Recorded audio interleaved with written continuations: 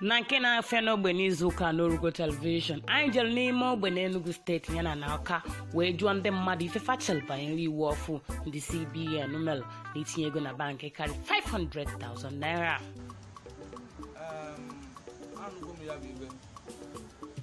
Not very bad because now like mother is target now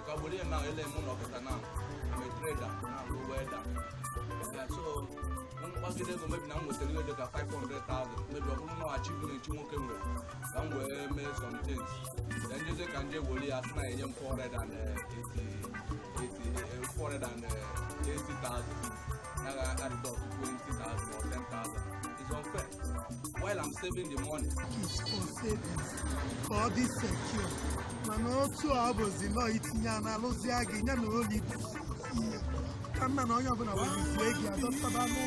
No more banking again. Because of the madam mentioned. Come here, get 1 million naira.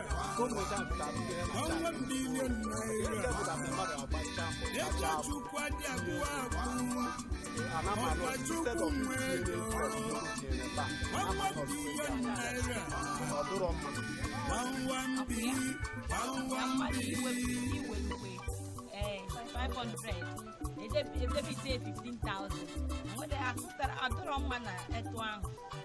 We don't have I cannot have money.